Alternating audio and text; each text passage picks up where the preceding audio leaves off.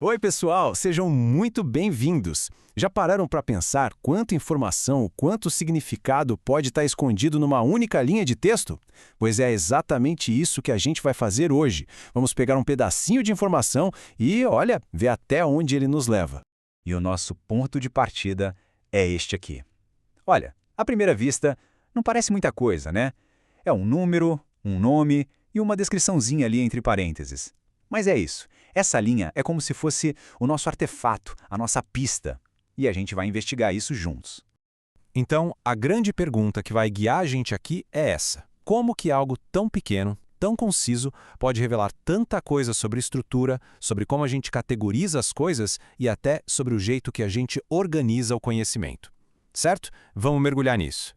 Bom, para começar, vamos fazer uma espécie de dissecação da estrutura dessa linha. Cada elemento que está aqui não foi colocado por acaso. O número, o nome, os parênteses, tudo mesmo. É uma escolha pensada que carrega um significado por trás. Vejam só a estrutura básica. O número 66, por exemplo, ele já grita pra gente que isso aqui faz parte de algo maior, sabe? Uma lista, uma coleção de coisas. Aí vem o nome, que identifica um sujeito específico. E os parênteses, eles são tipo uma cápsula, guardando ali uma definição, um esclarecimento. Cada pecinha já começa a montar o nosso quebra-cabeça. Ok, agora vamos focar no que talvez seja o coração dessa linha, o nome. O que será que a simples presença de um nome como esse já nos diz? Quando a gente isola o nome, uma coisa fica bem clara. O simples fato de uma pessoa ser nomeada numa lista estruturada como essa já sugere um certo nível de importância, de notoriedade, não acha? Não é um nome aleatório. Foi um nome selecionado para estar ali. E essa ideia é fundamental. Sabe, nomear algo é como tirar essa coisa do mundo abstrato e trazê-la para o concreto. É dizer, isso aqui existe, é real e merece ser entendido, classificado. É de fato o primeiro passo para a gente organizar o mundo à nossa volta. Certo. Então a gente já entendeu a parte da pessoa. Agora vamos para a segunda metade da nossa investigação. A categoria que define essa pessoa. O que será que essa descrição significa exatamente?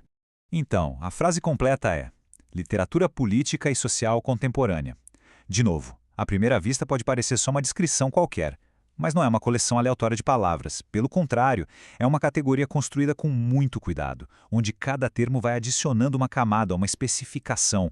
Vamos analisar cada pedacinho? A gente começa com literatura. Essa palavra já define o campo geral onde a gente está pisando. Ela diz pra gente, olha, não estamos falando de ciência nem de história pura.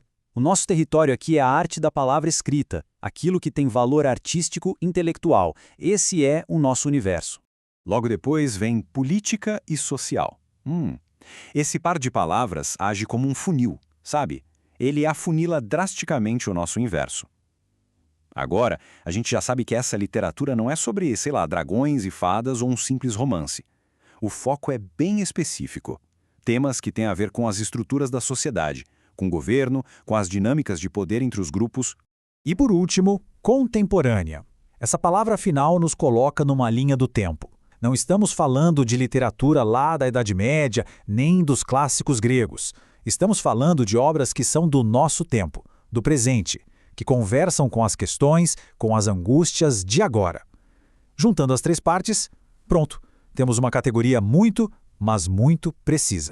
Bom, agora que a gente analisou as duas metades separadas, uma de cada vez, vamos juntar tudo.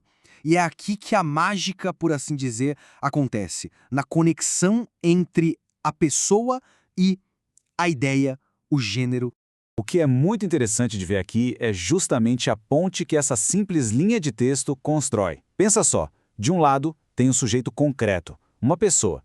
Do outro, uma categoria abstrata, um gênero literário complexo. Essa linha, ela conecta esses dois mundos de um jeito super poderoso e direto. E aí está ela, de novo, a nossa linha original.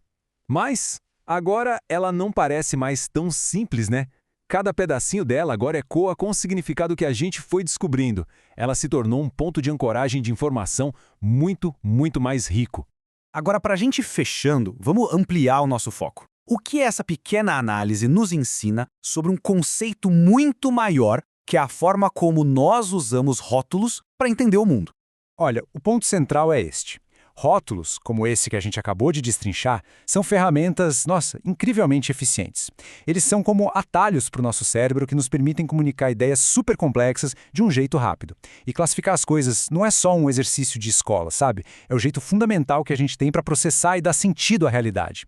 E a grande lição aqui é que numa informação bem estruturada, nenhum detalhe é bobo. Tudo pode ser significativo. E é incrível pensar que toda essa percepção, toda essa estrutura de conhecimento veio de apenas uma única linha de texto. Uma. E isso tudo nos deixa com uma pergunta para a gente levar e refletir. Da próxima vez que aparecer uma lista, uma categoria, um rótulo desses no dia a dia, vale a pena parar um segundo e pensar: que história complexa está sendo contada aqui de forma tão resumida? E como será que isso molda o jeito que a gente vê o mundo?